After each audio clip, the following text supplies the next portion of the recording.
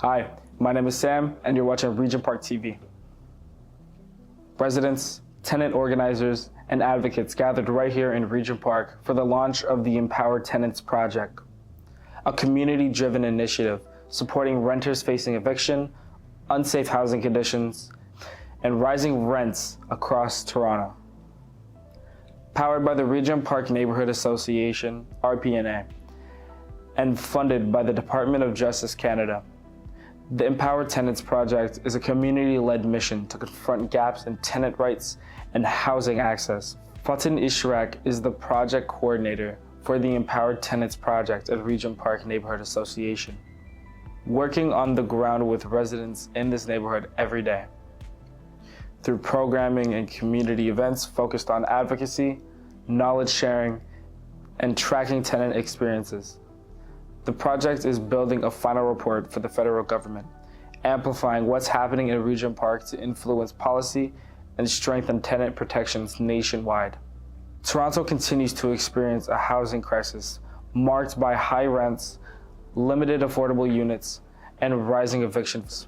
In Regent Park, a community that has lived through redevelopment and displacement, residents say that housing insecurity is not theoretical, it's personal.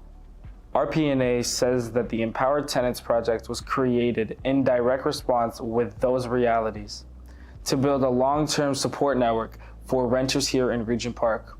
The event opened with a ceremony led by Elder Thundercloud, grounding the gathering in tradition and reminding the room that housing is more than shelter. It's connection, culture, and belonging. Speakers emphasize that housing is not just where people sleep, but where families grow and communities survive. A documentary spotlighting tenant experiences was screened, followed by voices from residents and housing advocates. Tenants shared personal stories of displacement, unsafe conditions, rising rent, and legal struggles. Some described eviction notices arriving without warning. Others spoke of months-long repair delays, overcrowded homes, and buildings falling in disrepair. Several tenants said they are currently in legal fights simply to keep their homes they've lived in for years. A major focus of the event was tenant rights under Ontario law. Organizers say knowing your rights is the first step, but standing together is how change happens. The Empower Tenants Project is also focused on collective action. RPNA says tenants will be supported in speaking directly to decision makers, organizing deputations, and advocating for stronger protections at City Hall and Queen's Park.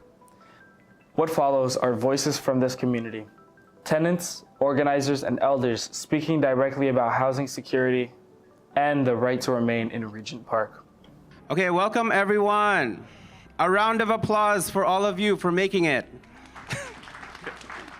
So I know that it's a lot of work to make the time on Saturday to come to an event like this. So I appreciate all of you for being here today. My phone, because it's on the poster, I've been getting a lot of messages about all kinds of scenarios that have been happening this morning. Like, for example, one of the tenants, their bathroom flooded. So they were like, okay, I need to wait for my landlord to deal with this issue. And actually, she had volunteered to facilitate with all of you guys. So and then another person's ADHD meds kicked in and they woke up late. So everyone's navigating a lot of different challenges. So I really appreciate you for making the time. So assalamu alaikum to my Muslims here. My name is Fatin Ishrak. Amar naam Fatin Ishrak, and I'm the project coordinator for the Empower Tenants Project. And today is our official, I would say, community launch. And really, I think this is the beginning with all of you to see how far we can take this project.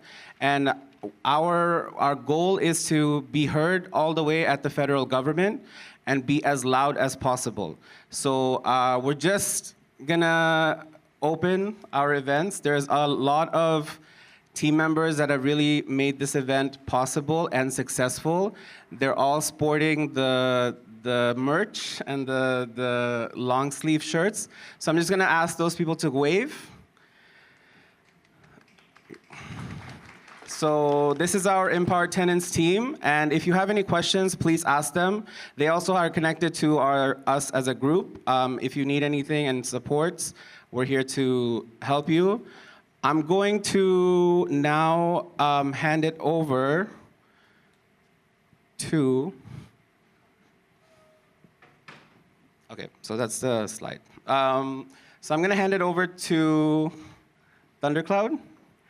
So Thundercloud is a two-spirited elder who I had the pleasure of meeting in Regent Park, actually, about, I would say, just a month ago or a month and a half ago when I began working here.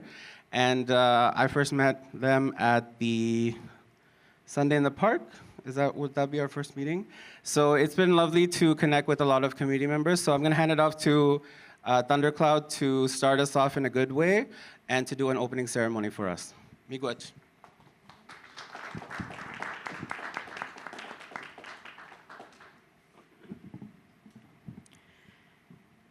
Good afternoon, everyone, and welcome to the town hall. And it's really important that you're all here, and I'm really happy and proud to see you on this afternoon because you've dedicated your Saturday to this day, to coming and learning, listening, and we're actually going to have some fun. So let me start with some traditional culture and a little cleansing of this beautiful room.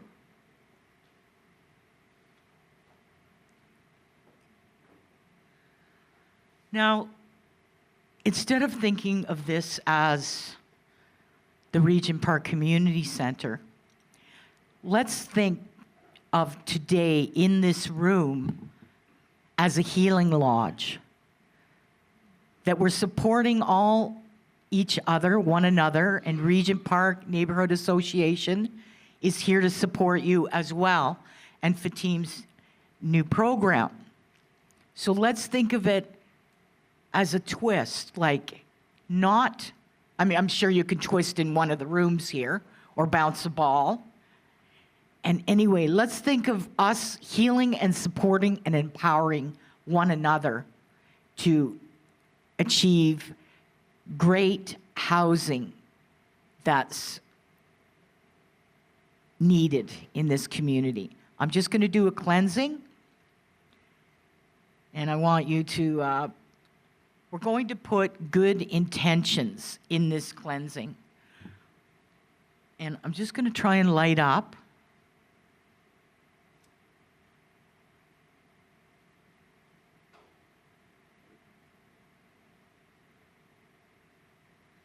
Now, in my intention for this cleansing, let's all think of the people that have no jobs. Because poverty equals inability to pay rent. So let's think of the people that are affected by violence, that lost their homes or lost their jobs and became houseless, and they became homeless. Let's put our intentions out for that, our good intentions, that they find housing, that they find the advocacy and the help that they need. And who else can we send out this to? Let me think a minute. I'm just waking up. Because, let me put this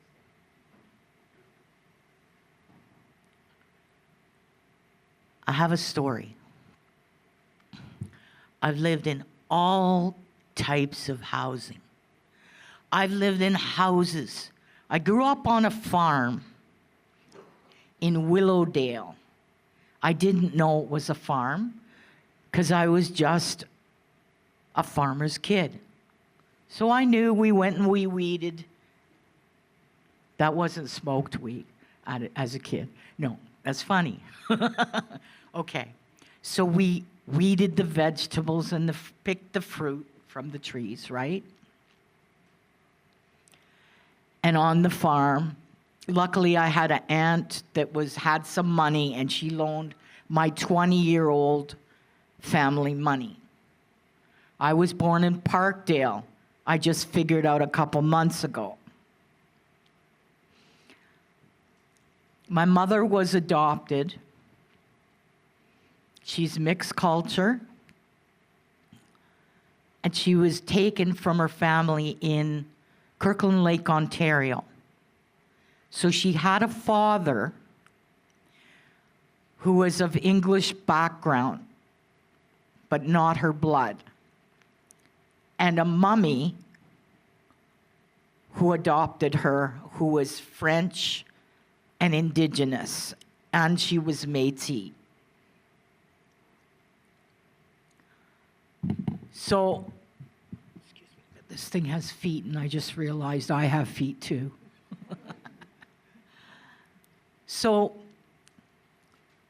what happened is, a long time ago, like 80 odd years ago, Regent Park was being built, the old buildings.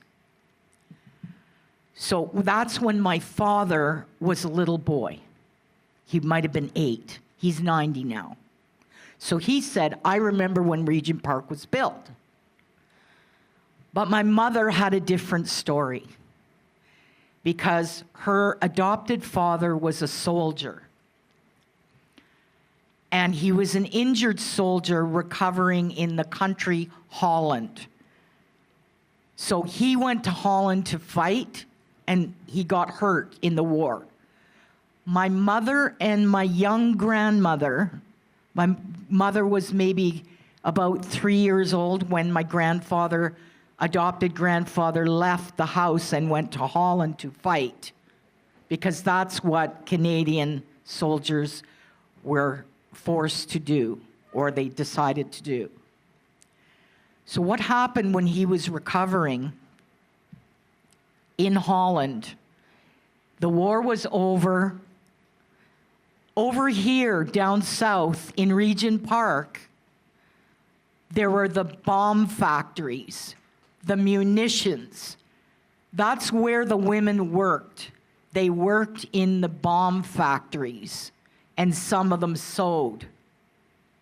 My grandmother, my birth grandmother, worked in that munition bomb factory down there. So what happened is the war was over, and my would-have-been grandfather was supposed to come home to Kirkland Lake and live with my mom, who was only 3 or 4, and my grandmother, who was a young mama. What happened? My would-have-been, should-have-been grandfather was traveling in a vehicle in Holland, the recovered injured soldier, and they hit a landmine. And I'm sorry to say there's no children in the room. I hope this doesn't traumatize you, because a lot of us are from war-torn countries, and that's fact. That's why we're in Regent Park, because it's a safe place, and Canada is safer than a lot of countries that have more war than our types of war. Like our kind of fights here, like our tenants' fights. They're different kind of fights.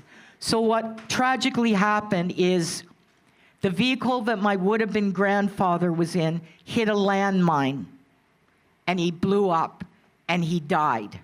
So my mother was 4 years old by then. So Grandma and Mom moved right across the street here. And they moved, my mother and grandmother moved in my Aunt Delvia's house across the street on Shooter. I live in a co-op right beside the house that my mother and grandmother moved into. My mom said, we used to take a bath at a bathhouse on Parliament Street. I said, Mom, why did you take a bath on Parliament Street? She said, there were 15 of us living in the house across the street on Shooter Street. So imagine 15 people, And back then, some people didn't have water like we have in our house. We have water in this building. You can come and take a shower here. You can take a shower over at the aquatic center. Homeless, houseless people have a little bit of extra help. They can take a shower here and there. So we have a lot of housing issues. I've lived from houses to co-ops. I've lived in TCHC for 9 years. I've just recently joined RPNA, and I'm here along with Fatim to talk about the project. And you can always outreach. I'm also a counselor and advocate, and I'm here on RPNA to help you. And thank you so much. Thundercloud, thank you so much. I know that the food is coming in, so I hope you're getting started. And if you're at the front, your food will arrive soon. So I'm actually also a resident of Parkdale. I'm a tenant in Parkdale. So I've been living there for the last, just after COVID, I had to move. Like, I was with roommates, and my lease was being, one of the roommates was leaving, so I couldn't continue with that unit unless I renewed the lease. So then I moved to Parkdale. So I feel like Parkdale has brought a lot of folks who are in need of housing because it's one of the last few remaining affordable areas in this city. And also it's at the forefront of the crises that we are facing right now. Who has heard of Bill 60? Okay, good. So these are we're gonna hear and discuss those during the breakout. Who wants, no, you know what? I'm gonna let wait on that. So Bill 60 was just announced by the provincial government, where they're looking to evict tenants without cause. And they're making it much easier for landlords to remove tenants from their homes. So I think that's something that we are gonna talk about today, how do we respond to that. So I'm gonna now move forward with the land acknowledgement. I'll read it out. So we acknowledge that we are connecting on the territories of the Wendat and Petun First Nations, the Seneca, and most recently the Mississaugas of the Credit First Nation. This land is subject to Treaty 13 and the Dish with One Spoon, Wampum Belt Covenant, an agreement between the Anishinaabe and the Haudenosaunee. This is an incomplete list of territories, as there are many territories that have intentionally been erased as a means of committing genocide, and a land acknowledgement is not an adequate means of addressing the ongoing genocide against Indigenous people. For many, this land has been our nurturance, our safety, and served as a home. We have complicated histories with colonization, state violence, and we are also ensnared in these same processes. In order to move past performative land acknowledgements that aim to reduce the degree of violence that is historical and thus present against Indigenous communities, we must stand in solidarity with those who were and are being displaced and killed over statehood. We stand in solidarity with Indigenous people, Black people, the working class, and so many more groups who are fighting for their survival. So in my case, I am born in Bangladesh, and I came to Canada when I was 10 years old. And even for myself, I have a specific responsibility to this land in terms of how I am living on this land and sharing this land with all of you. So that's something I invite all of my people who are Bangladeshis here today. I know there's a lot of us in Regent Park, and also all of you to reflect on. But I do think it's important to take time. And again, thank you, Thundercloud, for starting us off in a good way. So next slide. We're just gonna go over the schedule, but that's, oh wait. We're looking for Waleed. He's over there. We'll come back, I know. So this is the nature of community events. There's like 50 things to do and like 10 people. Waleed, we're gonna do the intro. Do you wanna quickly do it? Okay. And then we'll go over the schedule.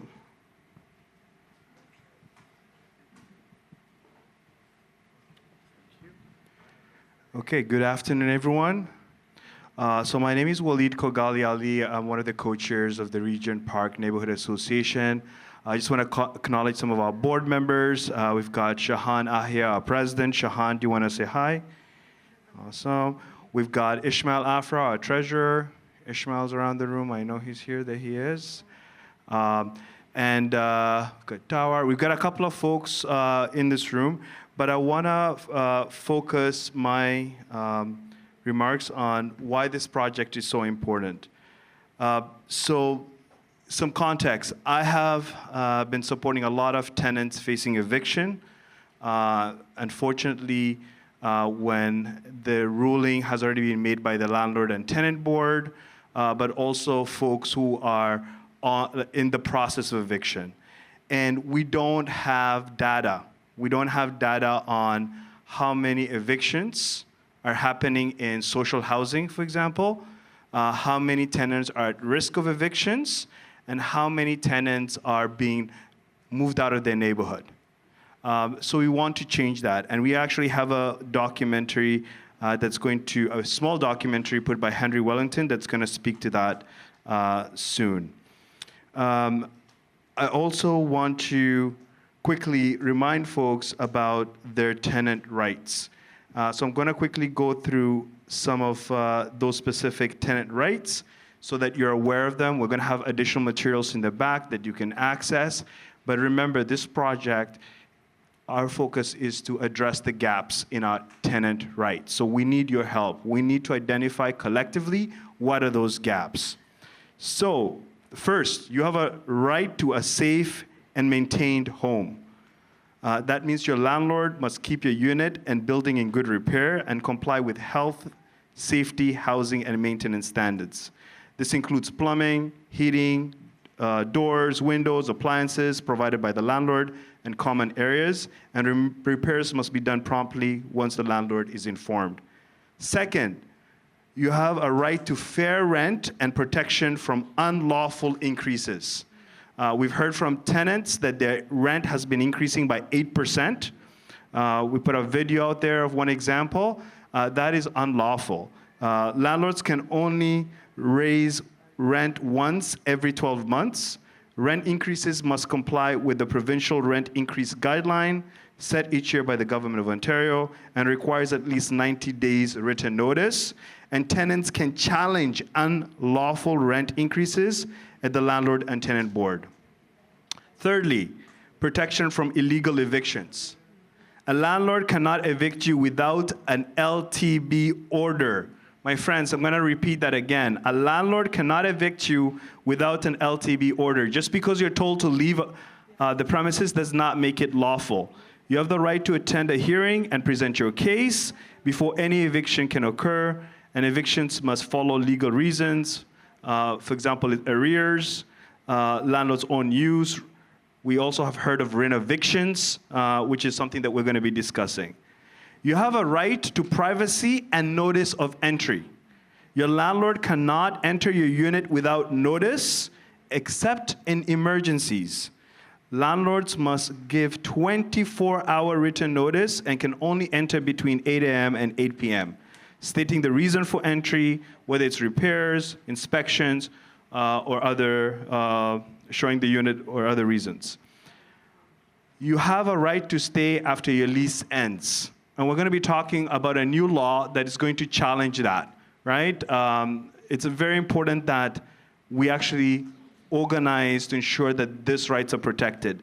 So when your lease term ends, it automatically continues on a month-to-month basis under the same terms and conditions, unless both parties agree otherwise. So you do not need to sign a new lease to remain in your home. Unfortunately, there's a new law been introduced that's going to challenge that.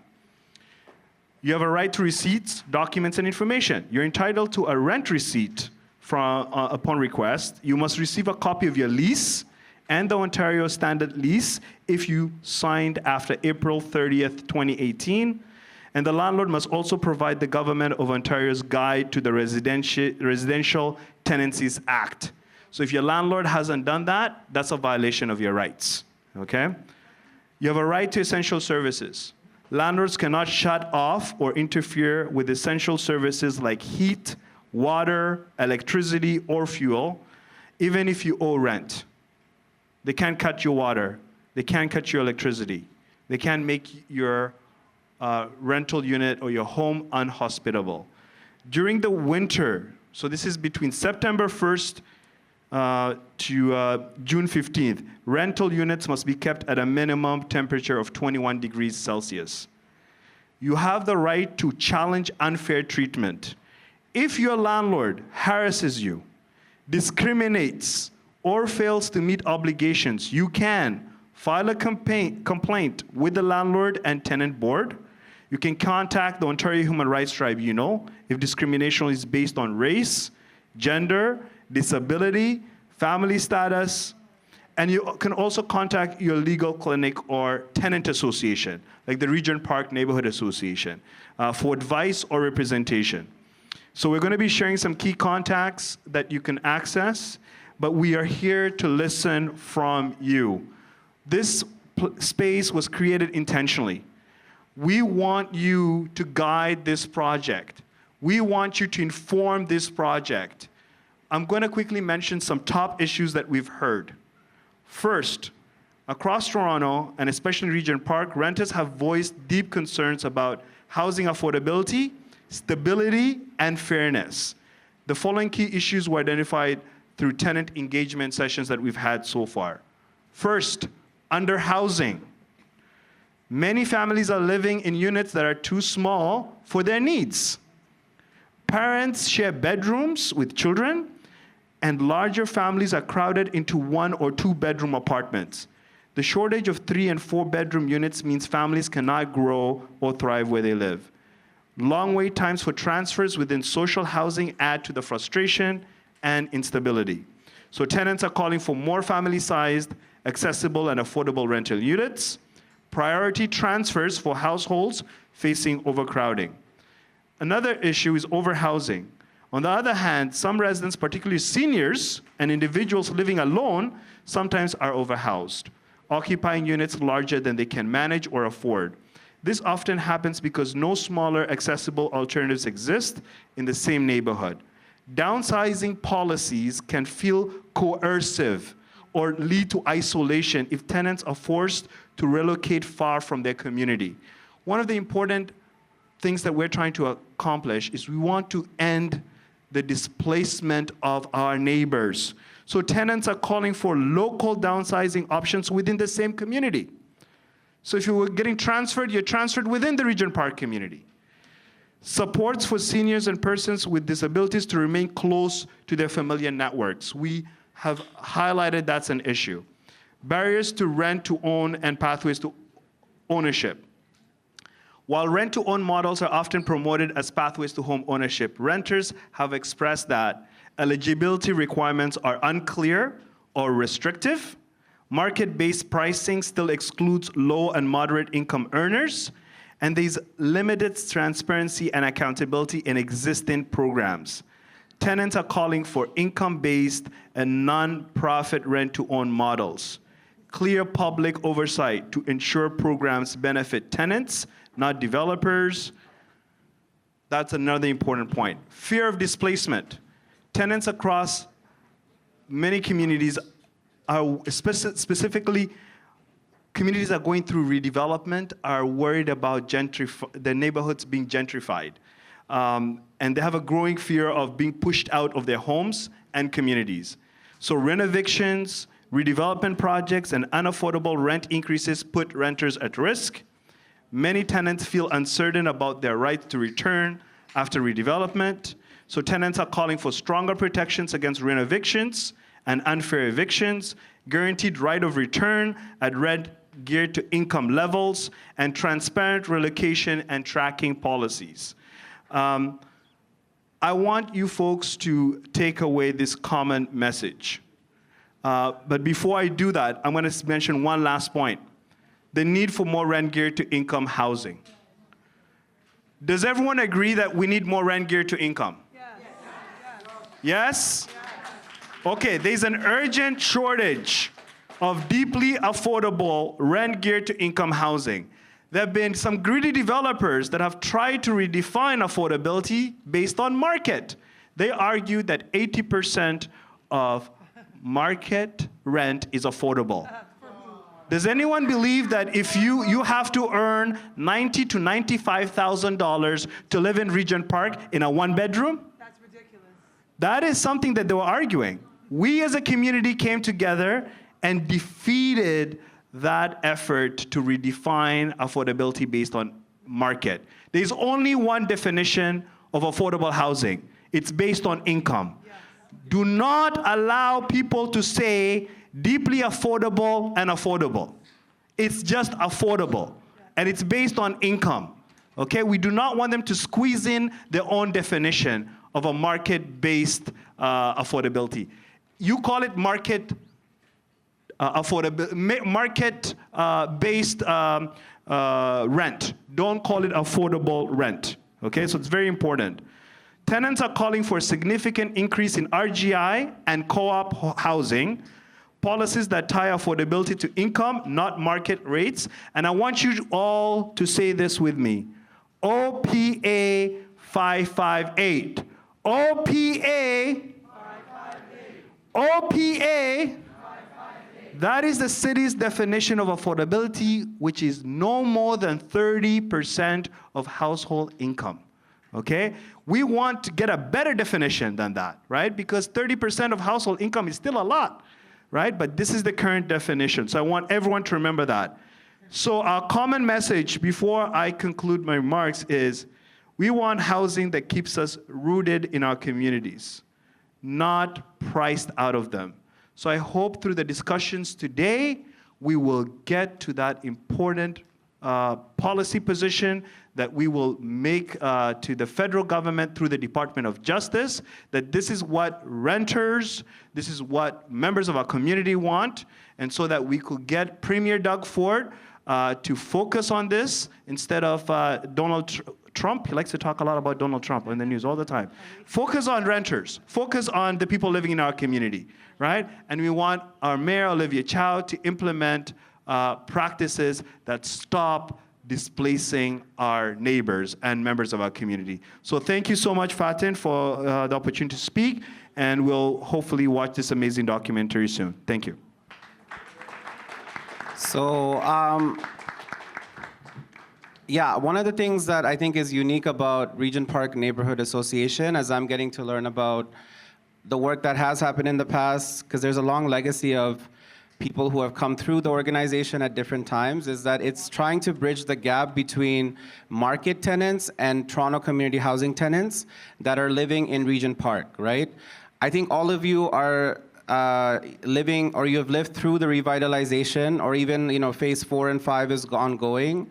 So as you're navigating that, there are attempts intentionally to create stronger divisions between folks who are living in the market units and those who are living in Toronto community housing. One of the interesting things for me when we were canvassing over the last month, every week we've been canvassing with our team, was we met some folks who are living in a Toronto community housing unit in a building, and they told us that their units don't have balconies. And all the units that are market rate, right, they have balconies. So even though there is this idea that we're all living in newer homes, or we're living in the revitalization of this community, there's still different ways that people are being marked or divided, right? So those are kind of I would say the tensions that we are trying to bridge through this project and also through the work of the organization. We're gonna move on to the schedule. So the schedule is being adapted. Okay, so I think we're at the intro phase, and I think we did the lunch serving a little bit ahead. So the food is good. How is the food, guys? Okay, this is being brought by Garib Nawaz, which is a restaurant in Scarborough, and this is chicken Afghani biryani or vegetarian Afghani biryani. And later we have dessert by Carousel Cafe, which is a Regent Park cafe, which I'm sure all of you guys know. So now we're gonna move into the short film. After the short film, we'll talk a little more about the project and then go into breakout discussions, and we'll roll that out for you. We'll also have little pamphlets that are at the front that got in a bit later, but we will be distributing them with you. And inside it, there is some introductory knowledge and key terms, and we'll talk about that through the through the workshop. So yeah, so enjoy the short film, and then we'll come back after.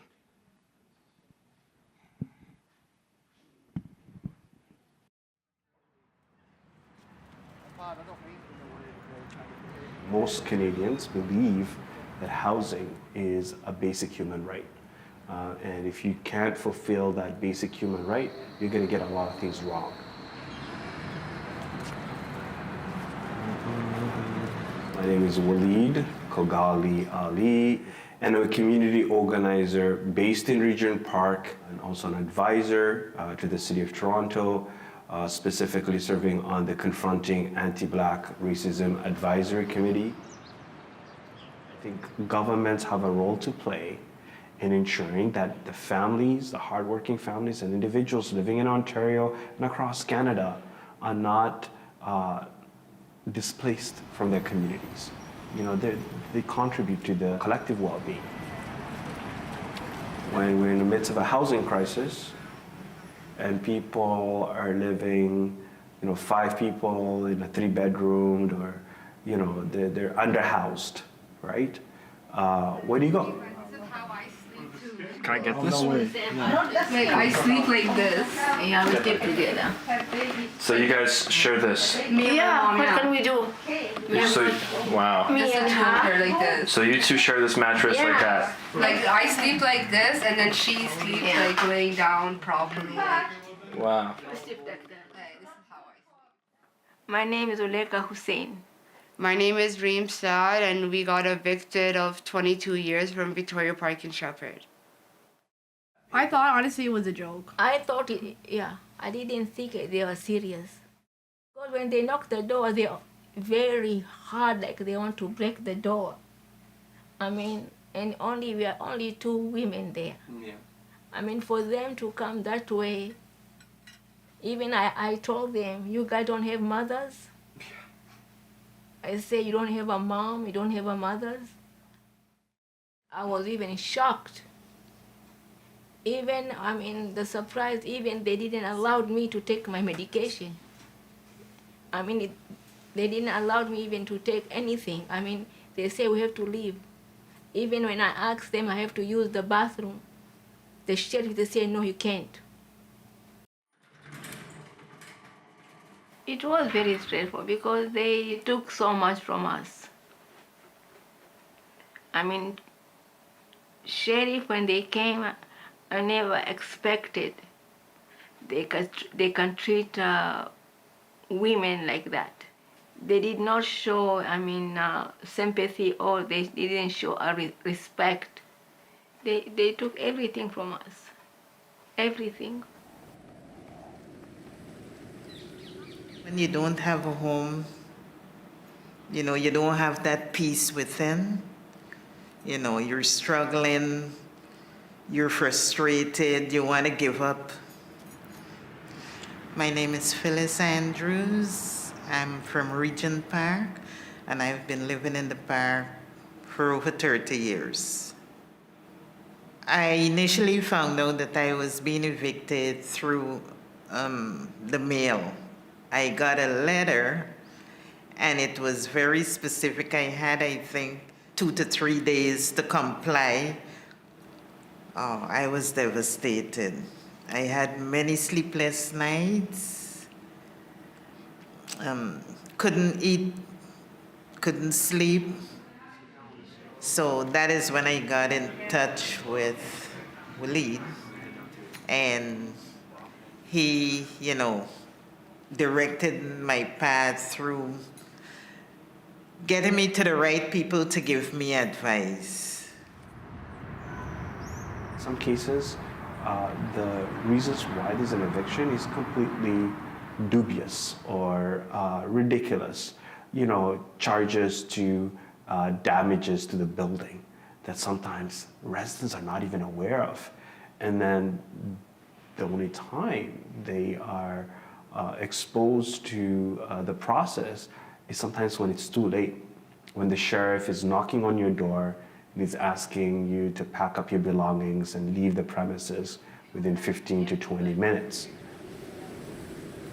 For 22 years, I'm living in that place. in my apartment, and I don't even call it apartment. Her palace. I call it my palace. I'm living with my aunt, and it's not that easy. I mean, this is her place, and the thing is, we're just guests here. I mean, she just welcomed us. I mean, we really appreciate what she's doing for us. But the thing is, we need our own place.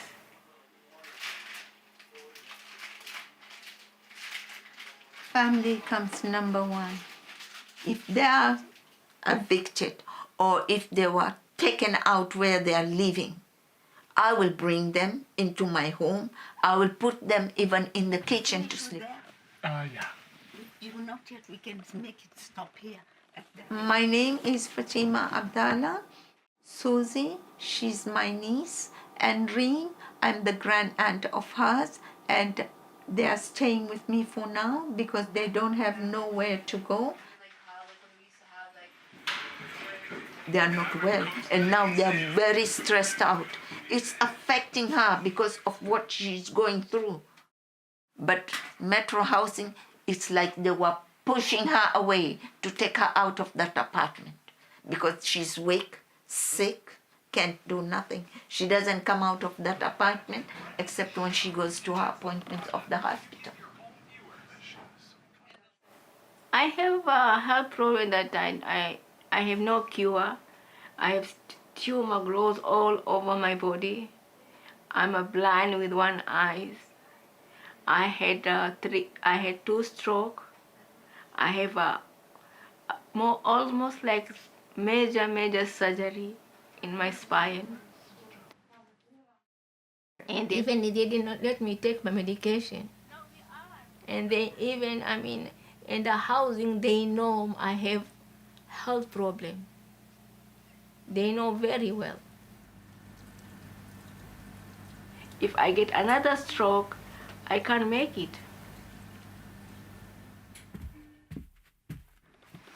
And my daughter too, with the stress and everything, she got a lot. She got some seizures one after the other. In a point, she had to be taken to hospital, and they put her in a coma for almost 4 days. My daughter, she was in coma.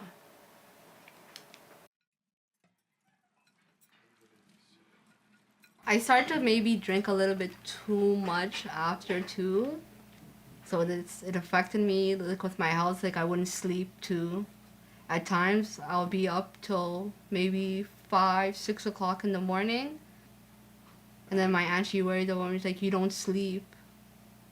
You need to sleep, because especially when a person has epilepsy, I need to shut down my brain to sleep for a little bit. But with everything that's going on, the stress just took a lot out of me.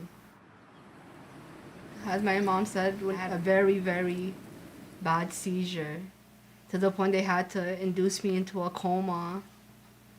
And when I woke up, I was just in the hospital, but I didn't even know what was going on, how many days has passed by or anything.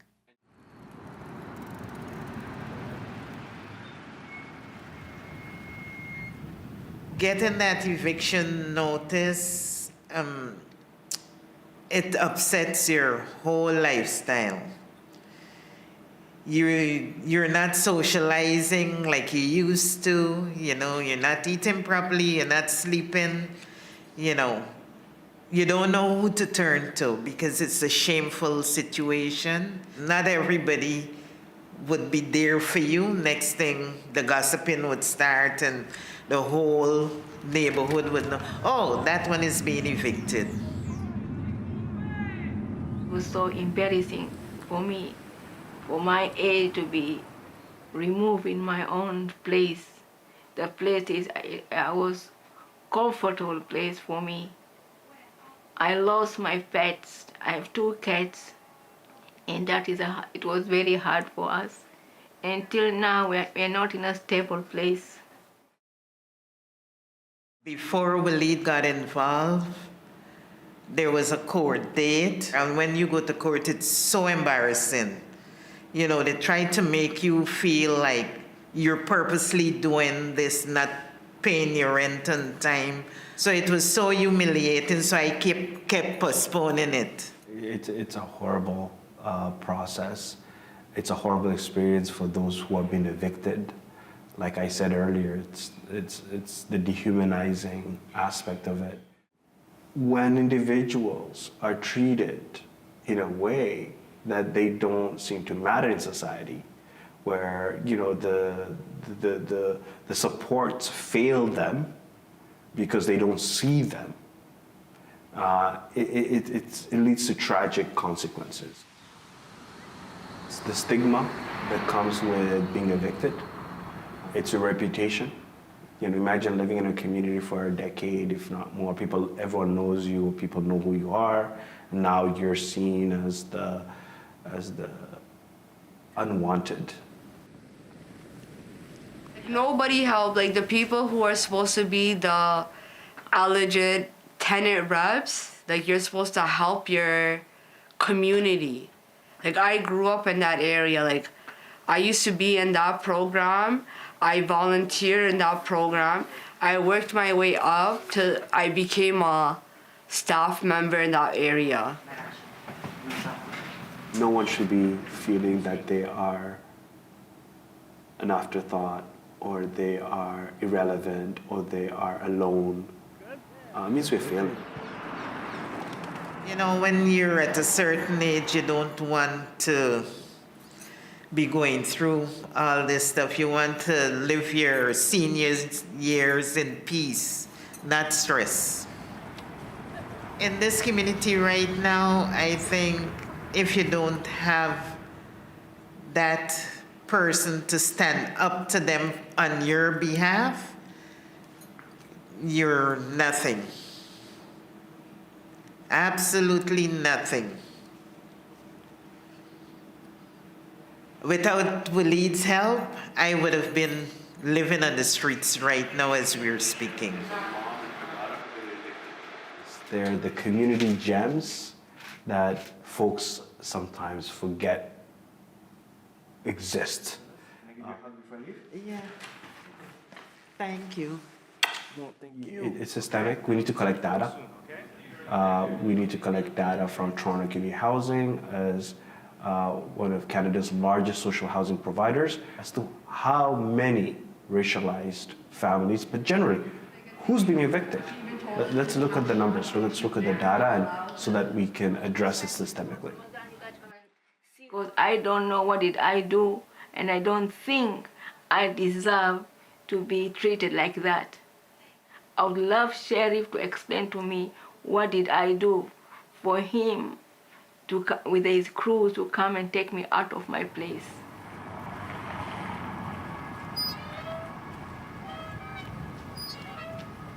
Within this community, there's a lot of tenants facing eviction as we speak right now. And they need that moral support to continue. The advice I would give someone fighting eviction, first and foremost, not to stress. Find a community worker like Waleed, talk to that person, and let that person direct your path. Don't try to fight it on your own. Get help from a community worker like Waleed, and it will be less stressful.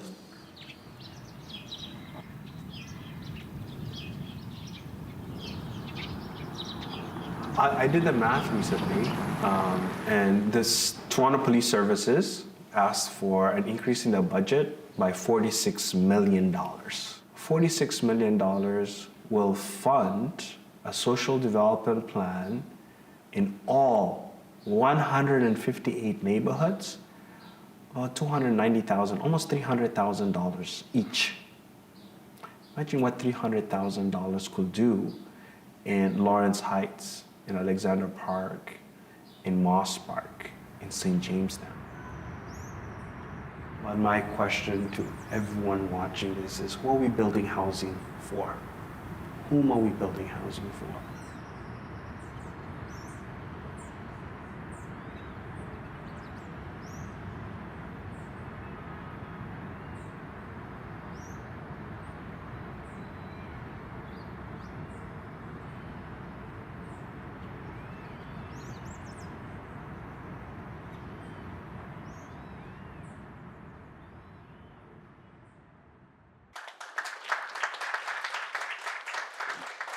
So a quick update. So a quick update. So Phyllis, who you saw in the video, is an amazing friend. I love her. She was not evicted. We were able to prevent the eviction before it went to the tribunal. I think she's working today, but she wanted to be here. With regards to Reem and Zulekha, we actually had a meeting. Fatin was with us, right? Fatin was in the meeting with senior staff of Toronto Community Housing to talk about the importance of them being rehoused into social housing. We highlighted the systemic barriers that existed that caused this eviction. Specifically, they did not have any representation at the landlord and tenant board. As a social housing provider, you should not ask the provincial government to evict someone when they don't show up. Instead, you should go and do a wellness check. You should go knock on their door. Are you okay? Do you need supports? Do you need an advocate? Because they're not supposed to aid evictions. They're supposed to prevent evictions, okay? So we've actually done something phenomenal. I serve on the Confronting Anti-Black Racism Advisory Committee, and the motion passed unanimously to ask the City of Toronto to direct Toronto Community Housing to start collecting data on evictions, data on arrears, which means risk of evictions, and data on reallocation, so we could prevent displacement. So I would love for your support. I would love for your help. We want you to speak up. Walid can't go to all these meetings and speak up. I'm one person. But if you all come out and speak up, you're going to change the experiences of your neighbors, and you're going to protect your household in the future from potential evictions. And the way you can help us is the following. We're going to send you an email specifically asking you to register to depute at this committee meeting, and you can raise this important point. We need to start collecting this important data on evictions, on arrears, and reallocation. And you can share your own personal story, or you can share a story of a neighbor, someone you've heard go through this horrible process. Can I count on your support? Raise your hands. Can I count on your support? Yes? Okay, so I want us to show up in great numbers. I want city councilors and city staff to pay attention to this issue so we can start fixing this problem by setting up benchmarks so we know how many people are getting evicted from social housing, so it ends up to be 0. Nobody should be evicted from social housing. Nobody, okay?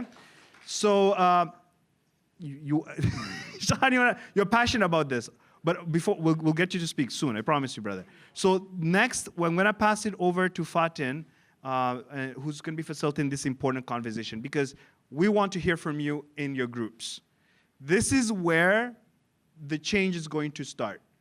When we document these experiences and your ideas, and by the way, Walid's not the smartest person in the room. There's a lot more people who are smarter than me in this room, right? We wanna hear from you, because your ideas will inform policy development.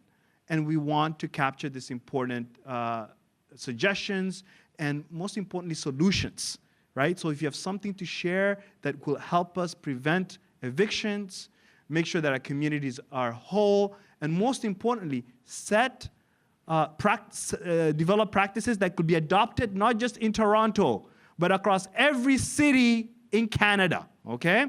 So I'm gonna pass it back to Fatin. Thank you.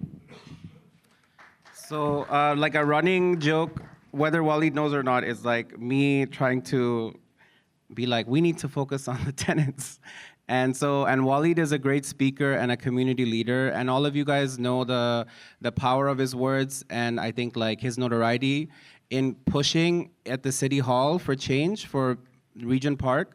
I mean, I think outside of Regent, even in Parkdale or in other kinds of organizing that I've seen, Walid has really been a community champion. But what I do want to say is that, like, actually earlier this week, I was in a workshop on how to do a deputation with Social Planning Toronto at the 519, and it was with the Trans Power program. So it was focusing specifically on what's happening with trans youth and elders in Toronto, and how teaching them and talking to them how to do a deputation. So I was invited on behalf of like some of the Parkdale Housing Justice Network and organizing work that we're doing here to talk about it. Who doesn't know what a deputation is? Okay, so deputation is basically a fancy way of saying telling your story. The way that this city works and these committees works, who loves committee meetings? Oh, okay. I was expecting less hands. But, you know, the bureaucracy and these meetings is how they drown us, right? And I think that if it's like only the same people going, instead of all of us in this room, if we know how to effectively tell our story, talk about our experience with housing, and how we're being impacted in our own ways, if all of us had that skill, you know, we could shut down City Hall. I do believe that to an extent, because their system is not equipped to deal with all of you having the skills and the knowledge and the like approach that I think we need to work on. One other story I want to say, I am a renter. I'm a tenant in Parkdale. I've been to the landlord-tenant board twice, okay? There was, and because I was behind on rent. I was in rental arrears. I was behind on rent. I was on EI. I was not working, or I was looking for work but not able to get work. And even now, anyone who has work, you have to have multiple jobs. You have to do many things in order to survive and feed your family. So everyone is going through really stressful times. So I do want to say that the shame that exists around being at the landlord-tenant board, we have to overcome that. We all have to support each other when we're there. And because I have the tools, I've been able to fight. And thankfully, I was able to access rent bank. Who doesn't know what rent bank is? Okay, that was also what I found out at the trans youth, like the workshop that we did earlier. Many people don't know what the rent bank is or how to access it. It's a support that the city has to help people who are in rental arrears. Some of these terms are new to you, and I hope that in these tables, when you're talking, you can all help each other understand the terms. We are not the experts. We are here to facilitate knowledge to us as a group. So I also want to please give a shout out to Jen, who gratefully joined us very last minute and is making sure we have ASL interpretation. We had an interesting conversation about, how do we know who needs ASL, who doesn't? Because some people haven't declared their access needs. And one of the brilliant things that Jen said to me was that, you know, many people, it's, why does someone who has access needs or is disabled, why do they have to declare? When you come to a community space, that should already be the default, right? So again, now we're doing also, it's on Regent Park TV, we're gonna have video segments. So if you know folks who are using ASL, you can also share that so that they can access some of the content that we're discussing today. So this is one way also making sure that those of us who are not able to access the information and have different barriers, we are helping each other out. The Empower Tenants Project works to strengthen tenant legal knowledge, improve access to justice, and advocate for housing rights through a combination of public legal education, research, and systemic advocacy. If everyone had the knowledge, you wouldn't be getting evicted. And because that's not the case, something is missing here, and we're trying to figure out what is missing. So, and these are the 4 components. We're working on the multilingual legal education. So this is our first step. I'm looking for Somali aunties, actually. Any Somali aunties here? Like, who can work with us to do translation? In the Bengali community, I want us to talk about how can we provide resources in Bangla to our neighbors and community members so that they're not missing out on what resources they have. I recently met some folks who are refugees and work permit status who also don't have strong access to English. They have English as a second language. So those are the gaps we're trying to fill through this project. Those are just 2 examples. We're looking for folks on a lot of other languages. And if you see your facilitators, they have a name tag that includes what languages they speak. So that's also something we can access as a resource today. And then after we do a bunch of workshops, we're doing a number of workshops, including this event. This is where we're going to collect more stories and data and then get to the end, the finish line of this project, which is in April 2026. We're preparing a report for the Department of Justice. So we have between now and then to identify what are the systemic issues that's preventing all of us here from staying safely housed. And once we figure that out, we want to put this in a report. There are a lot of reports out there, but I think once the report is published, we also want Regent Park to be organized so that we can respond to that as we publish the report. So this is I think quite an engaged process, and I'm excited again to see all of you here. So I'm going to invite Charlene, Tom, and up to the front, and Paul. Paul, come on. Where's Tom? We don't have Tom? Okay. Okay, so we're gonna go quick. So I would love to invite both of you to just begin to share what it has been like for you as a tenant in Toronto. Let's start there, and then we'll go from there. Hi, everyone. My name is Charlene Henry. I am the co-chair of the York Southwestern Tenant Union, located in the west end of Toronto. So it was a journey coming here, but it was a pleasure to be here with all of you here in Regent Park as allies. I am a lifelong renter. Since I've been an adult, I've only rented, and I've lived in the building I live in at 33 King Street for 20 plus years now. You may know me or us because we went on the famous rent strike back in 2023. Myself, including 200 of my neighbors, we held back our rent against our landlord Dream Unlimited because we were tired of the above guideline increases. At the time, we were the city in the building, the building in the city that had the most above guideline increases. We had 8, and they just kept coming and coming, and we were sick and tired of it. We were sick and tired of the disrepair in our building. And I knew, because I was so involved in a tenant association and the tenant union, that folks couldn't afford another increase going through.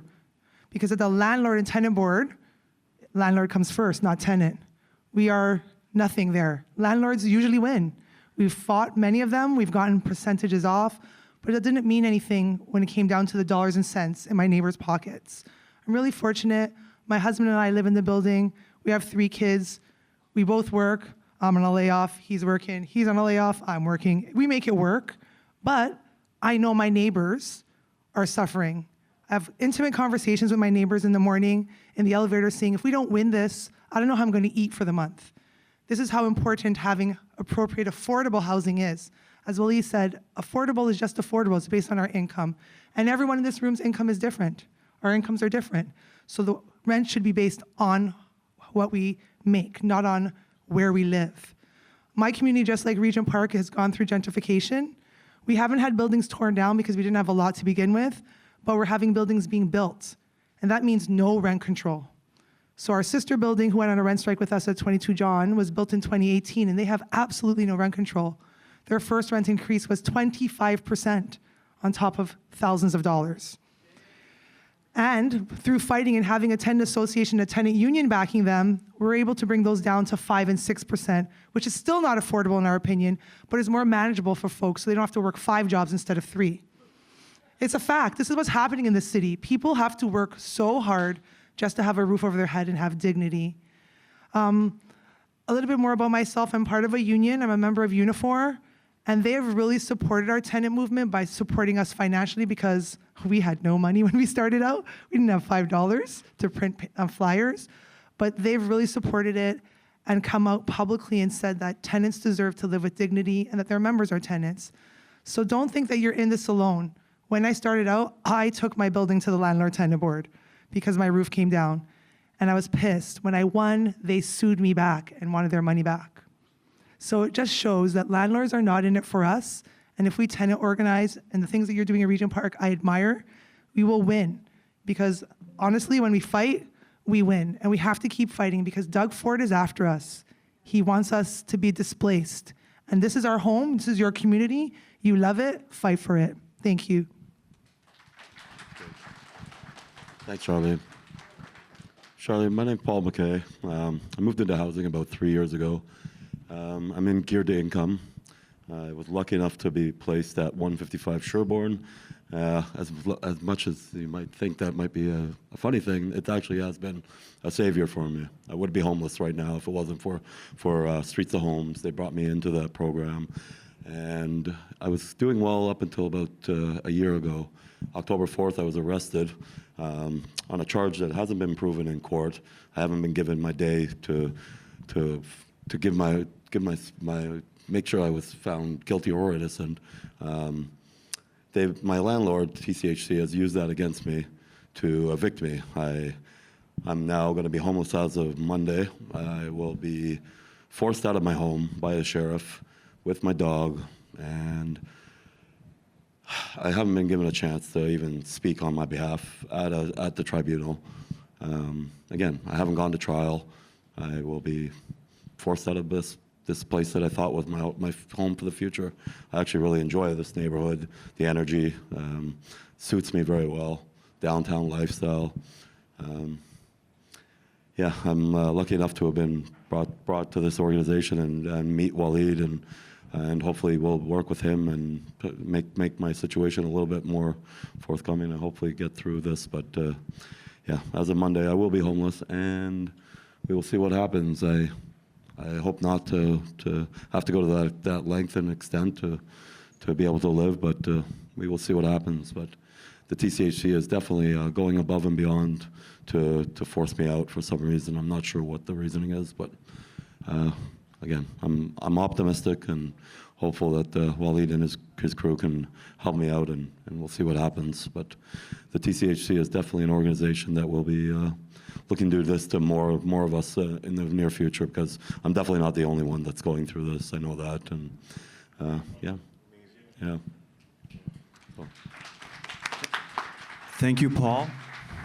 Charlene and I were just whispering about a potential solution. Charlene, you want to share it? So at York Southwest and Tenant U, we have tenants who are facing evictions, and we have kind of become experts at filing stay orders. You had a stay order. And they held the appeal hearing, and I wasn't actually given any paperwork, given the date, the time. Funny enough, the TCHC worker that I was working with, he was actually helping me along the way, which was kind of a conflict of interest. But once the actual order was received by their office, again, that person disappeared on me. It was about 8 to 10 days before that they received it. And again, he became a ghost basically at that point. I just want to say that, Paul, you're not alone. I'll give you one quick example that I dealt with. It was a young man. He got charged, criminal charges, serious charges. He went through the courts for 4 years. 4 years. They found him innocent, right? But guess what happened in between him being charged and him being cleared of his charges? He was first forcefully evicted from social housing. They went to his mom and said, listen, you have to remove him from the lease or you're out. So she removed him from the lease. So we had to find this young man a home so he could, go to school and continue. This was in the midst of a pandemic. He was also the caregiver for his grandmom. So he wasn't able to visit his grandma because there was a court, basically was banned from going into that unit. Trespass, exactly, Deanie. And so his grandma passed away, and he couldn't be with her. I had to call the lawyer for TCHC and tell them, why did you do this? Why did you remove this person from the lease? Did you understand the consequences? And why is it okay to evict someone when they just charged? No conviction, just a charge.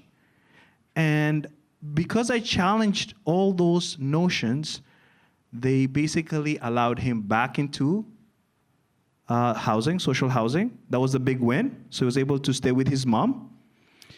Because of the trauma caused when the police broke into his unit, there was damages in the unit, we actually got him transferred to a different community where he could get more supports.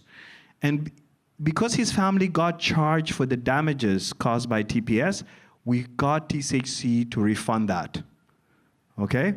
Those are all small wins. The big wins are the systemic changes we need to make to ensure that our neighbors are not evicted. Right? That's just one example. So Paul, I just want to let you know, we're going to stand with you. We're going to support you, my friend. I'm going to meet with you tomorrow, and we're going to make sure that Paul is not evicted, right? Right? Our legal aid system, I just want to tell everyone this. If you are going through an eviction, you finding a housing lawyer, good luck. They basically have so many cases, they can't do much. They actually say, well, we can help you with your appeal. What good is that? Appeals are based on the original case. So you're in much more trouble if you don't have legal representation or an advocate. So we need better protections and supports for tenants. Now, before we get into our amazing interactive session, I just want to acknowledge that we have our Member of Parliament and the Minister of Digital Innovation on our artificial intelligence, Evan Solomon, in the meeting. Thank you so much, Evan, for joining us. Thank you. Thank you. Thank you. And you know, it's important to have our elected officials listen to this amazing stories and listen to this amazing, also troubling experiences, because this recommendations that we're going to be put forward is going to be based on your experiences, based on your input. So I want to pass it on to Faten to just make sure that we go through this amazing exercise to see where we're at with regards to our knowledge of tenant rights, okay? So, and I also want to say thank you so much for the York Southwestern Tenant Union. They are doing amazing, forward-thinking, groundbreaking work, okay?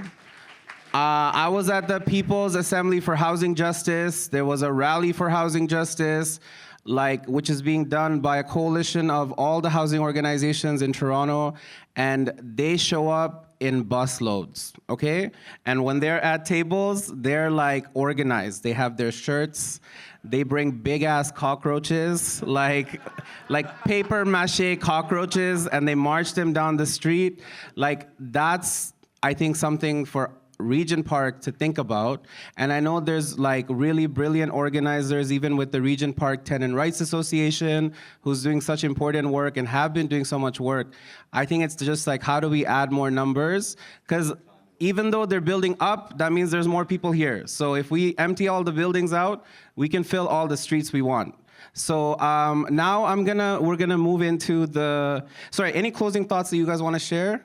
Would love to, and then we can move on to the breakouts. Waleed wanted me to share something. So I've had the pleasure of traveling to speak about tenant rights as a volunteer, because I am a volunteer. I'm not paid for what I do. And I've gone to Barcelona, Spain, and most recently I was in Manchester, England for a tenant conference with 11 tenant unions from around the world. I was the only one representing Canada. It was kind of cool. And rent strikes are not something that's new. I learned that. I thought it was a contemporary thing. I saw a movie about a rent strike in Dublin, Ireland from the 1970s, which was really interesting. But one of the panelists said, the question was, what is a win for you in your organizing? And everyone said their spiel. And Nacho from Madrid said, a win is someone signing up to come to a meeting. A win is keeping someone in their home. A win is keeping a penny in a tenant's pocket. A win is organizing a community. A win is everything that we do every day. So as tenant organizers and people who live in Regent Park, remember the wins and celebrate them, as small as they are. If we keep Paul in his house, that's a huge win. We celebrate, we shout from the rooftops. When we keep someone in their home, we saw the video, we celebrate that and we honor that, because that's a win. Because the whole point is for people to be housed with dignity. And that's the end all and be all of it. With dignity, and they can live a beautiful life. Thank you. Paul, do you want to say that? You're good? So thank you so much, Charlene and Paul, for sharing your stories as tenants. I'm going to now invite Naziha to the front. Please introduce yourself. Hi, everybody. My name is Naziha. I am a lifelong resident of Regent Park. I've lived here for the entire 25 years of my small existence. So I've come up with a few fun little mentee questions for us just to, break the ice a little bit, get started. So if you could scan with your phones, assuming you have phones, which totally we are not assuming. It's okay if you don't have a phone, you can still answer the question. If you could scan the QR code that's right up there, and then we will move to the next slide where you will be on your phone, you will see a question, and you'll be able to select an answer. So we're waiting for everybody to scan, and then Waleed is gonna press that next key. And also, if you miss the QR code, there is a QR code on your table. There should be a QR code on your table. So you can scan that as well. It is the same code. So go ahead, I'll give you guys about 10 seconds to do that. And then we will move along to the question. This is a did you know question. Did you know that even if you fall behind on your rent, you still have rights and you can ask for help or a payment plan before eviction happens? Okay, we have a couple yeses. We have a no, which is totally good. This is new information. This is some tidbits of information for you to take away. 10 seconds. So some people are saying no. I think that's something that we can also talk about during the breakouts is you actually do have rights and you can look at a payment plan. There are supports available for you. That's great. Okay, let's move on to the next one. Yes. Awesome. Okay, so here's your next question, guys. It will be, do you think housing is welcoming and accessible for everyone? Yes, somewhat, or no? So this is where we want to hear your opinions. We want to hear the hard, raw truth. Do you think housing is welcoming and accessible for everyone? Okay, yes, I think our minds kind of lie within the somewhat and the no, which Wow, I want to talk to the person who said yes. Come find me after. No, I want to know what's happening with your housing. We should do that. I want what you have. Okay, next, we'll go to the next one. Okay. Speed run. Next question is, if someone new moved to Regent Park, what's the first thing you'd tell them to check out? The farmer's market, the community center or Daniel Spectrum, a community event or festival that we run, or where the best auntie's house cooking is? Whose auntie has the best cooking and where do they live? Because I'm going to her house tomorrow. No, is there like auntie caterers of Regent Park? There are so many. Yeah. We need. No, but I need a directory. list. We need a directory. I need a list, guys. Okay. That's what we need. I know the taste of Regent Park. I was there. The food there is very good. It is. All the tents. Yeah. Okay, so we have community center. Which is a very good start. Really, diverse set of networks and hubs here. So thank you everybody for participating. And if you don't know, Regent Park Neighbourhood Association is on the 3rd floor of the Daniel Spectrum building. Yes. Which is across from the Tim Hortons, where all the uncles meet. Okay, so we're now moving into the breakout. So I need the facilitators to get ready. Attendees were organized into small discussion groups where facilitators led conversations about the everyday challenges tenants face, including housing conditions, access to services, and affordability concerns. Each group later reported back, offering insight into shared experiences and priorities raised by participants. The engagement session aimed to create space for tenants to speak directly about their needs and concerns in a collaborative setting. During the event, Evan Solomon, Minister of Artificial Intelligence and Member of Parliament for Toronto Centre, spoke with Regent Park TV about the initiative, highlighting its purpose and its importance of tenant voices in shaping policy and community-based solutions. My friends, we had our first tenants town hall. We had a really good turnout, market, TCC residents, and we're talking about the importance of tenant rights, but also filling the gaps when it comes to tenant rights. So I just want to thank our amazing friends who joined us. You can hear the background noise, and that's great. This is what it's all about. It's hearing your voices and centering this important project, the Empower Tenants Project, on your experiences as tenants. So thank you so much for supporting this great work. And I want to give a great shout out to my good friend, Evan Solomon, the Minister of Digital Innovation and Artificial Intelligence, and he has been a phenomenal ally when it comes to improving tenant rights and making sure that people are not displaced from their community. People are able to live in their community. So thank you, Evan. Thank you so much. I would just say, first of all, incredible. Like to see the community come out, see all our friends here. If you spin the camera, we got lots of friends. But look, this is community in action. This is the first one. But for our government, it's about building affordable housing.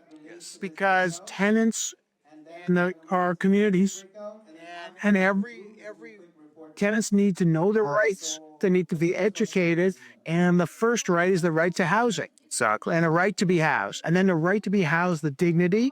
And this is so important about your rent and rent eviction and all those issues. So this is really important. Great to be here. Great to not just inform our communities, but inform our governments and our politicians about what people are thinking on the ground. So there's nobody who's doing the work like Waleed in this community. Yeah. And I really thank you, brother. Thank you. This is so good.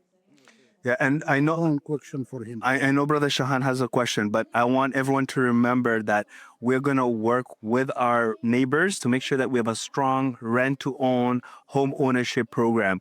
I know people want that. We've been hearing it at the door. And I know that my good friend Shahan has been a big advocate for that. Right, Shahan? Yes. Okay. What question you have, my friend? Okay, I have question to our honorable minister. The last June 17, we make meeting with City Hall regarding our TCC issue. The upper house, lower house. So our people want to stay in Regent Park. And they make policy is unfair. All Regent Park, even Toronto tenants are unhappy with this policy they change. So we want change now to favor our tenants. Exactly. Upper house, lower house. We will not stand by and allow displacement to happen, brother, right? So we're going to do everything we can. This is why this project is so important, because this voices behind us is going to inform that next steps.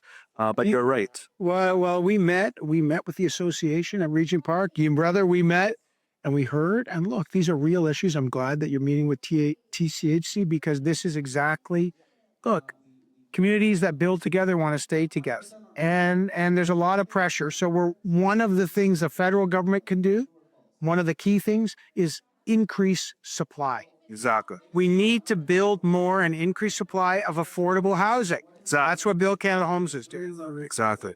Thank you. So All the notes that you made on the sheets and all the conversations you said are being documented.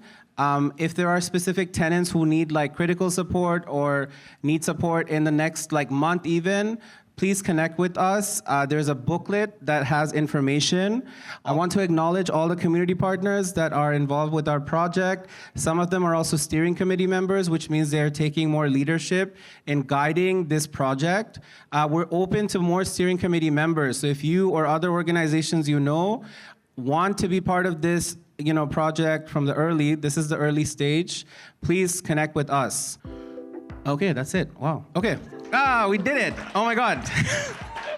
Don't forget to like, share, subscribe to our YouTube channel, and visit us on all our social media platforms. Please visit our website for more information.